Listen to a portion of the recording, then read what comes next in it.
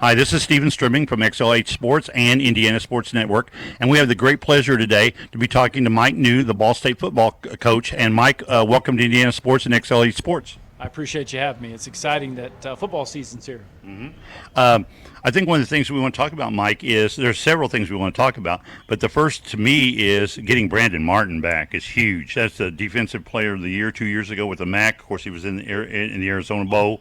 Talk a little bit about Brandon, what he brings, that leadership in the seventh year. Yeah, and certainly we all know about Brandon as a football player. His accolades speak for themselves, being the Defensive Player of the Year, the championship year. But what Brandon Martin's all about off the field, his leadership, his work ethic, the way he attacks the weight room, everything he does is first class, carries himself in such a great way over on campus around the Muncie community. And so he's been an unbelievable, leader for our program, and he's really helped set the standards by which we operate day in, day out. Did you know coming into this what kind of type of player? I'm sure you knew what type of man he was, a young man he was, but the type of an adult man that he's became. Well, it's been awesome. I'm fortunate, that he's been able to take advantage of a seventh year with COVID, and really, Brandon Martin only knows one way. He goes so hard on the practice field. He goes so hard in the meeting room. You wouldn't know when you come out to the practice field that guy right there is a seventh-year guy, seventh-year player. He practices as hard as anybody, and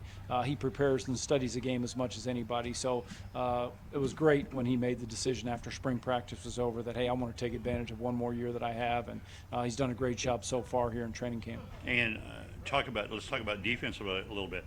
Last year, let's just talk about you made your second bowl in a year in a row. Of course, Arizona Bowl. Then you went down to Camellia Bowl last year and played in that. That's 2 straight years now. The program's been in a bowl game. That has to be exciting for you and the players. Well, it is exciting. We're proud of that, but certainly last year we feel like we had some unfulfilled expectations. We lost 3 one-possession games where we went into the fourth quarter. Either we had the lead by a score or we're down by a score. We didn't win those 3 contests, and you look back on it, reflect on it, you talk about the details all the time. We win those games and we're right back in the championship conversation. So extremely competitive conference from top to bottom. The MAC is great football. We're just excited to get back out here again. We're about the halfway point right now at training camp, and got a great week 1 opponent in Tennessee, and still got a lot of work left to get done on the practice field, but off to a great start and love the attitude of the team right now. And one thing that I've been reading about, of course, Cody Vega puts out all your information out there, and one of the highlights so far to me is the defense, since it was so injury riddled last year. Yeah, we had some challenges last year. Football, injuries happen in the sport of football. It's a very physical game. We had our share of injuries. Guys did a good job of stepping up a year ago, probably got some experience faster than they were thinking, but it's paying off for us right now. We graduated quite a few young men, but I know the perception outside of our building is probably that we lost 30 players to graduation, but inside our building, that's not the feeling. And these guys have been great about attacking it every day, and our next man up mentality has really paid off for us in terms of some of the guys that had to step up and be ready when their number was called. One of the things we always talk about is, and it's overlooked, but it's not overlooked by coaches and players, is special teams. How does your long snapper, your punter, your kicker coming into this year, going forward into the MAC? Yeah, fired up. Dylan Seiler has been a tremendous long snapper for us, the last couple years, and he's done a great job since he stepped into that starting role, so consistent. Lucas Burrow will step into the full-time punting duties this year. Lucas punted for us in a rotation last year with Nate Snyder, and it's been great here in training camp to see the place-kicking battle between Ben Von Gunten, transferred to us from Indiana Wesleyan, Carson Holmer, true freshman from Avon, Indiana, and then young man A.J. Vinatieri, we all certainly know his father. But those 3 guys have been in a nice little competition here in camp, and we'll see how that shakes out. And your long snapper is pretty solid. He is. Dylan does a great job, so consistent. You only hear about a long snapper if the snap doesn't go right. You don't hear Dylan's name, and it takes a lot of pride in that. It does. We talked a little bit about defense. Let's talk about some of the players who are back this year, who fans all over Indiana and all over the Midwest can actually focus in when they watch Ball State football. Yeah, I'm starting on the defensive side of the ball. I think one of the deepest groups that we have is on our defensive line. You think about guys like Tavion Woodard, Indiana product, Kyle King, Indiana product, Justin Ramsey, Indiana product, Kyron Mims has played a lot of great football for us. We've got quite a few guys in that rotation there that have played a lot of ball for us, and we feel like that's one of the deepest positions on our football team. Obviously, you mentioned Brandon Martin, but Clayton Call, Yes. Cole Pierce, Keontae Newsom. I mean, we got a deep linebacking core as well. Both corners, AJ Uzodenma, Nick Jones. Those guys have started a lot of ball games here at Ball State. In the secondary, obviously losing Bryce Cosby is he's played 55 games here at Ball State. So, but Malcolm Lee, who's been a tremendous special teams player for us over the years, he'll step in at one safety, and then Jaquan Amos, is a transfer from Iowa State's done a really nice job. So, those guys have been awesome. Defense has played a lot of good football, and then you flip over offensively. Excited to see John Paddock. He's been here 3 years, Yes. waited his turn, prepared hard.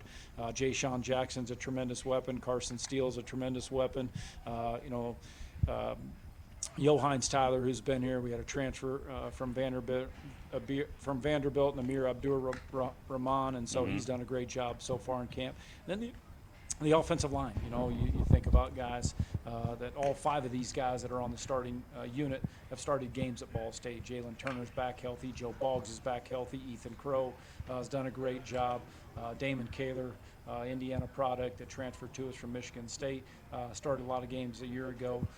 And then Corey Stewart. Corey Stewart's a talented young player that high ceiling. So we feel good about where we're at. Yes, we want to keep our guys healthy, and like everybody does. Mike, I think one of the things too is your defense during the course of the years. You've had a sound defense, better than what people think it is. I mean, I come up and watch your guys play. I take it back to the Army game, a couple years ago, and it was just solid. Last year I watched you guys play Central Michigan. I thought you guys played good defense during that game, and I'm sitting there watching. And then you're talking about recruiting Indiana kids, of course, the Cole kids from Tri-West, and Colton. The running back, of course, is Center Carson Grove kid. Steele. Yeah, Carson Steele's from Center Grove. How is it important to you, Mike, to recruit Indiana kids first into this program, and then go around the state and then the country after that? Well, we're an Indiana school, and so obviously it's important for us to recruit our home state extremely heavy. That's the number one priority. Obviously, we want to do a great job in the Midwest after that, and then we'll pick a couple of outlier areas where we feel like we've got some traction, some momentum, and attack those spots. But Indiana high school football is really good. Probably doesn't get enough credit. These young men from Indiana are coached up extremely well, got great discipline. Been coached hard on the practice field, and I appreciate that when they get here to our program and they make that transition from high school to college. It's not like I had to start all over again. That's exactly right. When they come in here, they've practiced hard, they've been coached hard, and that's something that the credit goes to the Indiana high school coaches. I think one of the biggest losses, of course, is Drew Plitt from last season. Drew just did about everything for you guys. Dug yourselves out of some holes sometimes when people are going, we're not getting out of this hole, and Drew dug yourselves out. I think young Paddock was the backup for 3 years. Talk about his maturity coming in and accepting that role, because, again, I've heard he's done nothing but take those reins under him and take off with that and be a leader. Yeah, you reflect back to, when we went to spring practice in 2019 there, and that was kind of the changing of the guard. That was Drew Plitt's opportunity to basically take over as a leader on our team. That's the same thing that's happened with John here. John's a competitor. He knows the offense. He studied it, worked a lot behind the scenes when no one's watching. He has really done an unbelievable job since January of really making sure everybody knows, man, this is my football team here, and I'm going to make sure I provide great leadership. He's done a great job through spring, through summer, through fall camp so far, and John will be ready to go. And, Mike, you came from that position, so you understand it. And I'm sure that John had his opportunities in practice over and over, repetition. You went through the same thing when you got here. There's no question. The speed of the game in college is very tough. You just don't get a chance to show them anything like that. And so, they come in, and that's the first shock for all of them at quarterback is just the speed of the game, how much ground guys can cover. You got to locate the ball extremely well because guys aren't as open, aren't open as much as they were in high school. And so you got to locate the ball extremely well. And really, John's done all the little things, all the pre-snap stuff, making identifications, mixing up the snap count, having a good feel for what the defense is running. He's worked hard over the years in practice to really get to a good place with that. When prognosticators, and I hate that, but they call Ball State a sleeper team. I like that. I thought that was kind of good. And I don't think they realize how many people on defense is coming back to this team, how many understudies are ready to play, and then Brandon Martin. Yeah, I appreciate that, to be honest do with you really? because that's an automatic chip on your shoulder. When somebody doubts you and you're an underdog, Yeah. and 2 years ago when we won the championship, we were picked to finish last. Last year in this conference, Northern Illinois was picked to finish last and won the championship. This is a great conference. You got to be ready. It's obviously last year we lost those 3 1-possession games. We won those the year before that, so we've really been focusing on the details.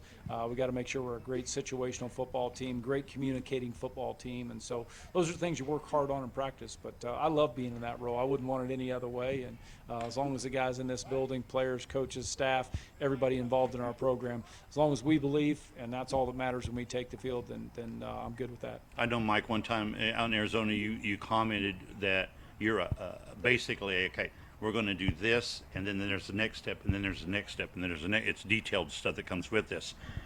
How important would it be to you to lead Ball State and your team here to 3 consecutive bowl games? I don't want to get ahead of myself. We're that so was the bought answer. in. Yeah, we're just so bought into the one day at a time approach. I know that's probably a boring answer for everybody, but really that's how we are, one at a time. And everything Well, I we like do, that. just one meeting at a time, one practice at a time.